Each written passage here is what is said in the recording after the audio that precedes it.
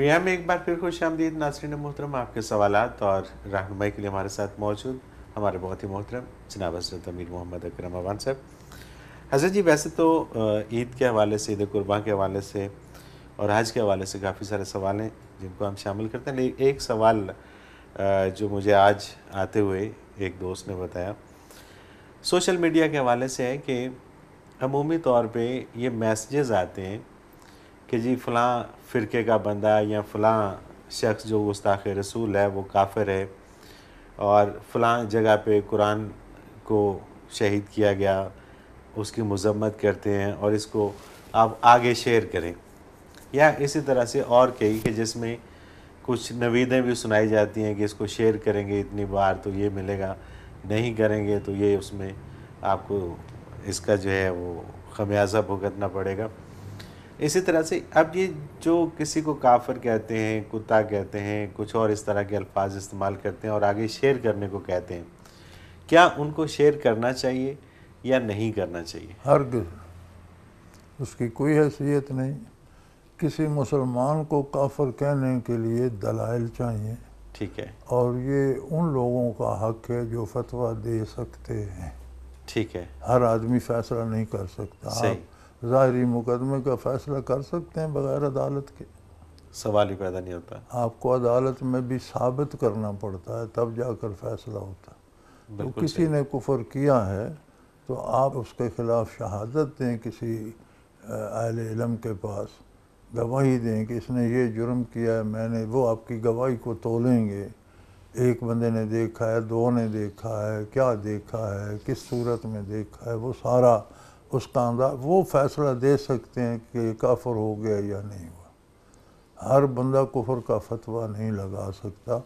اور پھر علم کے نزدیک ہے، چونکہ علماء فرماتے ہیں ایک بندے سے کفریہ جملہ نکلا، اس کی 100 تعبیریں ہو سکتی ہیں اور 99 کفر پہ دلالت کرتی ہیں، ایک نہیں کرتی تو اسے کافر نہیں کہا جائے. صحیح، بالکل صحیح، اتنی احتیاط ہے. بالکل صحیح. پھر خود سے ایک فتویٰ دے دینا اور دوسروں کو کہنا تم بھی کرو، یہ تو زیادتی ہے. ایسی چیزوں کو سننا دیکھنا ہی نہ چاہیے. آ جائیں سامنے ڈیلیٹ کر دینی چاہیے. اس میں سازش بھی ہو سکتی ہے کہ وہ چیزیں جو ایک شخص نہیں جاننا چاہتا اس کو اس طرح سے پیش کیا جائے کہ وہ ان کو ان کو جاننا شروع دیکھا ہی نہ جائے. ضرورت کیا ہے؟ ہم کون ہوتے ہیں ان کو دیکھ کر فیصلہ کرنے والے؟ بالکل ٹھیک ہے. متعلقہ اتھارٹی کو دو، وہ اس کو وہیں پہ ڈیلیٹ کر دیں، اس کو ڈیلیٹ آگے کر دیں. پڑھے ہی نہیں، آگے کیا خود بھی نہ پڑھے. خود بھی نہ پڑھیں. بالکل ٹھیک ہے، بالکل صحیح. اب آتے ہیں جی سوالات کی طرف، اور اس میں ضیاء الرحمان نے یہ کہتے ہیں سعودیہ میں ایک ادارہ ہے جو تعلیم قرآن دیتا ہے، وہ اپنے ادارہ میں پڑھنے والوں اور درس قرآن دینے والوں کو مفت حج اور عمرہ کرواتے ہیں، اور جو لوگ مفت حج یا عمرہ کرنے کے لیے اس ادارے میں شامل ہو جاتے ہیں، کیا اس طرح سے حج اور عمرہ ہو جاتا ہے؟ یہ آپ کا خیال ہے. ادارے والے تو پڑھانے کے لیے ہی رکھتے ہیں. یہ تو ہمارا خیال ہے نا کہ یہ پڑھنے نہیں گیا، حج عمرہ کرنے گیا ہے. یہ اس کی کوئی دلیل نہیں ہے ہمارے پاس. یہ تو ہم سارے ہی کہہ سکتے ہیں کہ یہ سارے صرف اس لالچ میں گئے ہیں. بالکل صحیح ہے. یہ تو کوئی دلیل نہیں ہے. تو ان کا ایک ہے طریقہ، ان کے پاس اتنی گنجائش ہے، اتنے فنڈز ہیں، وہ کراتے ہیں الحمدللہ. اور یہ ہو جاتا ہے. اچھی بالکل بات. ٹھیک ہے. محمد زاہد ہیں رائمنڈ لاہور سے، انہوں نے 4 سوال بھیجے ہیں. پہلا سوال ہے کہ حج پہ جانے کے لیے کون کون سی شرائط ضروری ہیں؟ یہ میرا خیال ہے پہلے بھی عرض کر چکے ہیں کہ اس کے پاس وسائل ہوں اتنے کہ حج پر جائے اور واپس آنے تک جو اس کے ذمے اہل خانہ ہیں ان کے اخراجات انہیں دے کر جائے، پیچھے وہ محتاج نہ ہوں. اپنے اخراجات پاس ہوں، وہاں جا کر مانگنا نہ شروع کر دے. ٹھیک ہے. صحت ٹھیک ہو، کوئی رکاوٹ راستے میں جو اس کے بس میں نہیں ہے، جیسے حکومتی پابندیاں ہوتی ہیں یا کوئی ایسا دشمن کا خطرہ کہ قتل ہو جائے گا، یا کوئی ایسی رکاوٹ نہ ہو تو پھر جانا فرض ہے. بالکل ٹھیک. اچھا، یہ ایک اہم سوال ہے. یہ کہتے ہیں جو لوگ حج اور عمرہ پہ جاتے ہیں تو کیا وہاں جا کر ان کا موبائل پہ تصویر بنانا جائز ہے؟ بچے یہ اس عید کی خرافات ہیں. اب کوئی بیت اللہ کی ایک آدھ تصویر لے لیتا ہے تو خیر ہے، لیکن صرف فوٹوگرافی کرتے رہ جانا اور بدتمیزی کی حد تک جانا، غیر موزوں بات بلکہ عمومی طور پہ ایسا ہوتا ہے کہ کئی دوست جو وہاں پہ جاتے ہیں وہ ایسا لگتا ہے کہ وہ صرف اور صرف اسی لیے گئے ہیں کہ وہ لوگوں کو یہ بتائیں کہ میں عمرہ کرنے کے لیے آیا ہوں. اپنی یادداشت کے لیے یا اسے بار بار دیکھنے کے لیے کوئی ایک آدھ فوٹو بنا لیتا ہے تو خیر ہے کہ چلو جائیں گے تو پھر زیارت کریں گے، یار میں وہاں بھی گیا تھا وہاں بھی گیا. لیکن ایک حد ہے. اب میں گیا تھا غار ثور پر، اللہ کریم مجھے لے گئے، تو ایک تو وہاں بندے نے اور صرف پاکستانیوں نے اپنے نام لکھے ہوئے تھے پتھروں پر.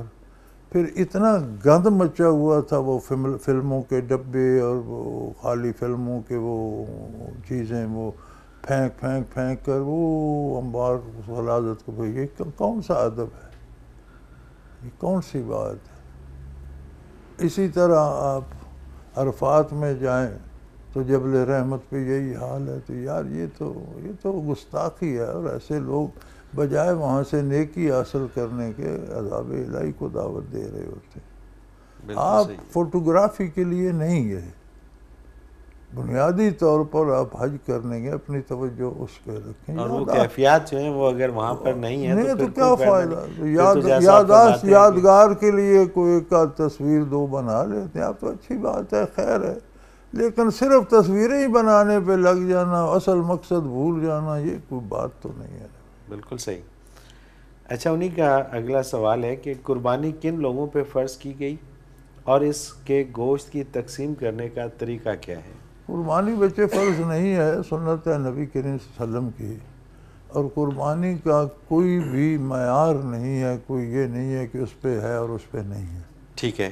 غریب بھی ہے، اگر اس وقت استطاعت ہے، یہ گھر میں کوئی دمبا بکرا پال رکھا ہے تو دینا چاہے تو ضرور دے. صحیح.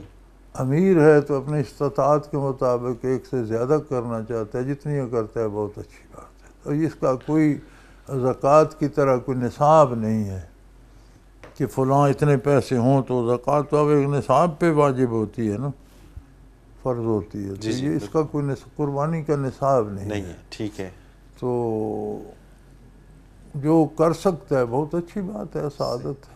اور قربانی کے جانور میں 7 یہ جو بڑا جانور کرتے ہیں اس میں 7 حصے ہوتے ہیں، کیا حصہ دار کم بھی ہو سکتے ہیں؟ اگر 7 کم ہو کوئی نہیں، زیادہ نہیں ہو سکتے. زیادہ نہیں ہو سکتے. زیادہ یہ گوشت کی تقسیم کا بھی انہوں نے پوچھا تو نبی صلی اللہ علیہ وسلم کا حکم ہے کہ صرف گوشت ہی نہیں، جانور کے گلے میں کوئی رسی ہو تو وہ بھی صدقہ ہے، اس کی کھال بھی صدقہ ہے. ٹھیک ہے. اور اگر گوشت آپ اس میں سے اپنے لیے اچھا لے لیتے ہیں، گردے لے لیتے ہیں، کلیجی لے کوئی حرج نہیں، آپ کھانے کے لیے لے لیتے ہیں، لے سکتے ہیں. تو خود بھی کھائیں، رشتہ داروں کو بھی دیں، اور سارا خود ہی نہ کھا جائیں، غرباء کو بھی دیں. صحیح. یہ طریقے تقسیم نبی کریم صلی اللہ علیہ وسلم کی. بالکل صحیح. اس میں مساوی حصے کرنا ضروری نہیں ہے کہ جی بالکل ایکول ہو جائے. یہ نہیں ہے. 3 حصے، تین طرح کے لوگوں کو دینا چاہیے. بالکل ٹھیک ہے. نعیم اختر ہے رائے گنج لاہور سے، کیا یہ ضروری ہے کہ جس نے قربانی کی ہو وہ تکبیر بھی اپنے ہاتھ سے کرے؟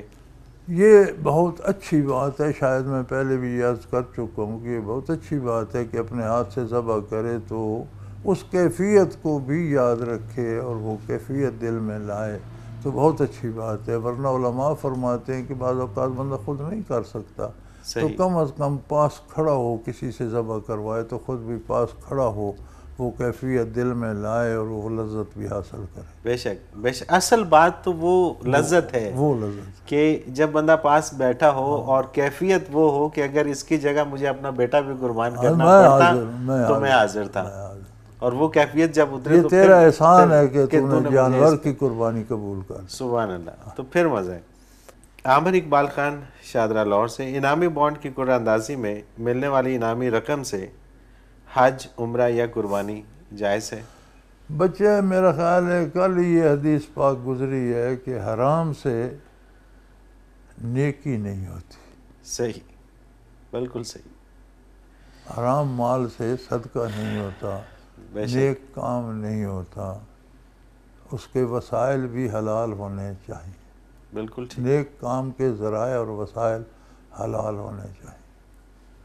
صحیح. سو جو حرام چیز ہے پیشاب سے وضو ہوتا ہے، سوال ہی پیدا نہیں ہوتا. تو بس ایسا ہی ہے. سمپل سی بات ہے. بالکل ٹھیک ہے. عزیز جی ایک بریک لے لیتے ہیں और फिर कुछ और सवाल हैं वो शामिल करते हैं। नाज़रीन मोहतरम, अगर आप भी इस प्रोग्राम में अपने सवाल के ज़रिए शामिल होना चाहें तो स्क्रीन पर हमारा नंबर मौजूद है, आप नोट फरमा लीजिए 0333495521, और इसी तरह से आप हमें ईमेल के ज़रिए भी अपना सवाल भेज सकते हैं। almurshed.tv की वेबसाइट पे क्वेश्चन के ऑप्शन में जाकर सर्च क्वेश्चंस के ज़रिए अपने सवाल को एक बार सर्च करके देख लें।